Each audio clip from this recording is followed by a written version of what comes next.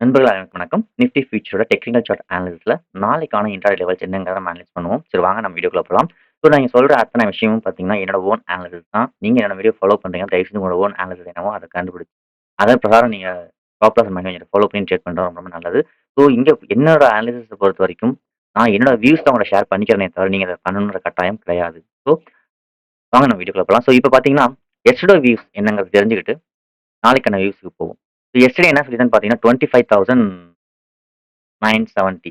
இந்த ரேஞ்சுக்கு கீழ மார்க்கெட் ஒரு வேள பிரேக் அவுட் நடந்ததுன்னா, நம்ம வந்து வீக்லி டைம் ஃப்ரேம்ல ஃபெயில்யூர் டார்கெட் ரேஞ்சுக்கு போகலாம்னு சொல்லி நம்ம பார்த்திருந்தோம். அதாவது 24,440 இந்த லெவலுக்கு போக பாசிபிலிட்டி இருக்குன்ட்டு. ஸோ இந்த லெவல பிரேக் பண்ணா, ஸோ டே டைம் ஃப்ரேம்ல பிரைஸ் லோ இந்த லோவ பிரேக் பண்றதுக்கு பாசிபிலிட்டிஸ் இருக்குங்கிறத நம்ம ஐடென்டிஃபை பண்ணியிருக்கோம். சரிங்களா? அதாவது இன்ட்ரா டைம் ஃப்ரேம்ல ஸோ இந்த லெவல பிரேக் பண்ணி சஸ்டெயின் ஆயிடுச்சுன்னா, ஃபர்ஸ்ட் லெவலா இந்த லெவலும், ஸோ அடுத்தடுத்த லெவல்ஸ் இருக்கு. ஸோ டே டைம் ஃப்ரேம பொறுத்தவரைக்கும் பிரைஸ் லோ இது. ஸோ இந்த லோவ பாசிபிலிட்டீஸா பிரேக் பண்றதுக்கு சான்ஸ் நெறைய இருக்குங்கிறத நம்மளோட அனாலிசிஸ். அது என்னன்றத பார்ப்போம். ஸோ இப்ப வந்து வீக்லி டைம் ஃப்ரேமோட ஃபெயில்யூருக்கு தகுந்த மாதிரி இப்ப பாசிபிலிட்டீஸ் பிரேக் அவுட் நடந்திருக்கு.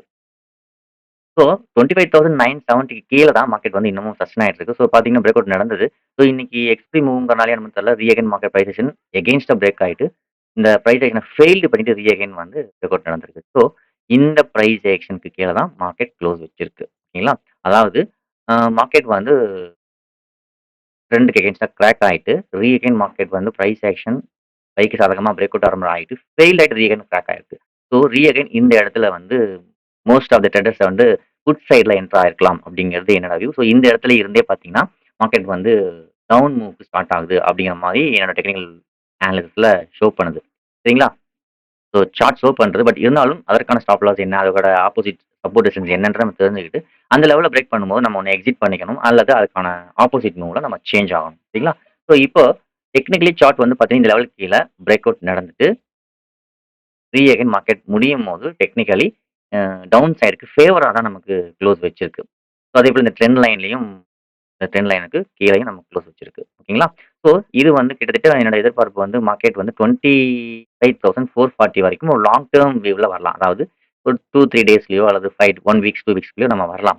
உடனே நாளைக்கே வந்துரும்லாம் சொல்ல முடியாது. ஸோ ஃபர்ஸ்ட் லெவலா மார்க்கெட் வந்து நாளைக்கு புட் சைட்ல ஆக்டிவா இருக்கிறனால, அதாவது டவுன் ட்ரெண்ட் ஆக்டிவா இருக்கிறனால, ஃபர்ஸ்ட் லெவலா பார்த்தீங்கன்னா, 25,830 வந்து ஃபர்ஸ்ட் ரேஞ்ச் ஆகும். அதாவது சப்போர்ட் ஜோன் ஆகும். நெக்ஸ்ட் பார்த்தீங்கன்னா, இதுக்கு கீழ மார்க்கெட் சஸ்டெயின் ஆகும் பட்சத்தில், மார்க்கெட் வந்து 25,570 செகண்ட் லெவல் ஆகும்.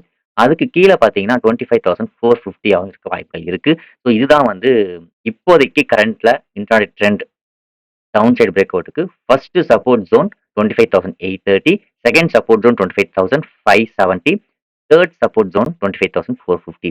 ஸோ இந்த லெவல் பிரேக் அவுட் சஸ்டெயின் ஆயிருக்கிறனால, நம்ம இந்த மாரி அடுத்தடுத்த சப்போர்ட் ஜோனுக்கு மார்க்கெட் வரலாம்னு நம்ம எதிர்பார்க்கிறோம். ஸோ இதற்கு ஆப்போசிட்டா ஒரு ரெசிஸ்டன்ஸ் கிரியேட் ஆயிருக்கும். அது என்னன்னு பார்த்தீங்கன்னா, 26,050.